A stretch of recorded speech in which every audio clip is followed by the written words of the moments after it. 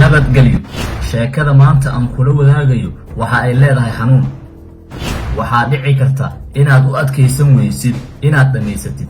waayo waan ogahay inaad leedahay damiir damqanaya oo aan kuu ogolaanayn inaad ku raaxaysato haddaadan waxba ka qaban karin gabar walaasha ah oo ilmeynaysa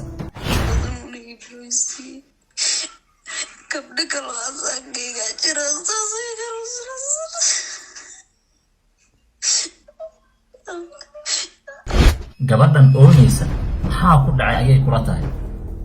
ma jacayl ayaa looga baxay ma qof ehelkeeda ah ayaa dhib soo gaaray mise arrin kale ayaa jirta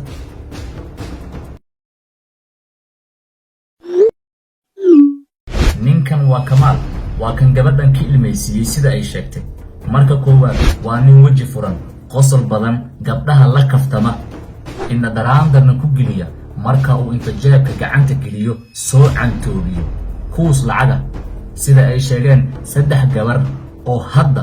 dartiis mustaqbal la'aan u ah abu kubriya ani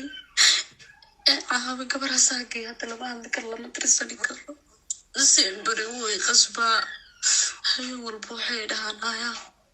marka ani ku imaado isqaabi xitaa wuxuu imeer wuxuu idhaa naaya inta isqaabiso qolka isoo dhex dhigado qaawan abu gabadhan magaceedu waa Naruuro laakiin ma aan keeda saxda ah waxaan sidaas u sameynay inaan qarino magaceeda iyo shakhsiyadeeda inteeda kale si dadka Soomaaliyeed aanay intay u bargartaan faquuq kala kulmin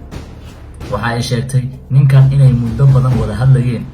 lacag uu soo diri jiray sidoo kalena uu u balan qaaday guur hase yeeshee waxaa dhacay markii uu kalsoonideeda helay wax aysan filaynin in xaggiisa ay ugu iman doonaan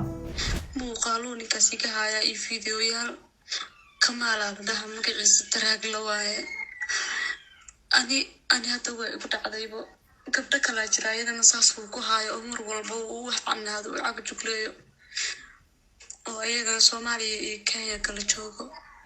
waxaad isweydiinaysaa halka uu ku nool yahay qofkan sidan gabdhaha u dhibaataynaya waxbaha ka baadi goobin Soomaaliya waxa uu ku nool yahay dalka Mareykanka sida gabadhu ay sheegtay isagana uu u sheegtayba waxa uu dumarka ka gaadaa WhatsApp groups-ka halkaas oo uu ka dago hablaha kuwooda jilcan kuwa adagna waxa uu ku harqiyaa adduun lacageed markaas oo uu hanto kalsoonidooda kadibna ayba ugu xigto gabadhaasi in iyadu ay mustaqbalkeeda ka barido ninkan oo ay shalay kalsooni u qaaday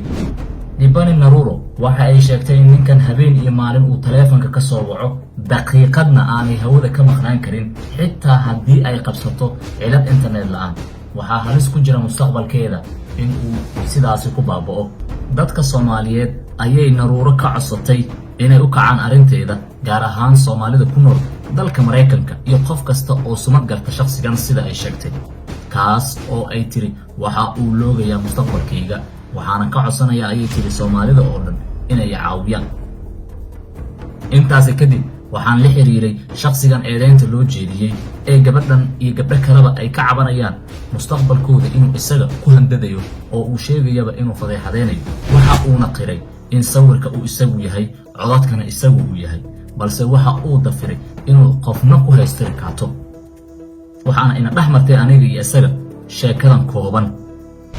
ina santiya aniga guruba isaga jiray isaga baashaalay ma fahantay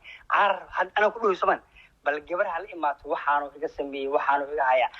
igu soo xirgay ugu cadeyn karta maanta ina aniga kugu soo xiraa rabtaa ma gabar kugu cadeynaysa war wallahi hadii waa ka garbaxay ku hadii gabar maanta dhado ninkan waxaas iga sameeyay waxaas dhaxmaray aniga kaamirada iska ilaaliyo ma fahantay oo hadda wax aan ku soo diraayo oo wax xal baxsho aan bixina oo hadda waxaan ku soo diraayo culug aan kugu dhaarna dhageyso laba ilmo inaan dhasho waa ogahay inta hadda codadka aan ku soo diraayo iyo fiidiyoyada aad dhahayso sidaas sameeynayna iyo maya dhageyso iyo gabdhaha ooynaayo macna baamiya maya dhageyso codadka group dhaxdiisa waaye oo hadda maya gabdhaha ilmeenay ee ooynaayo baamele ooynaayo niyo Kamaal salaam alaykum gabar adiga ma ooynay hadda adiga group WhatsApp cod lagu soo dhigo ma la ooynay adiga gruub whatsapp cod ii soo dhigay mala oyne adiga mala ilmayne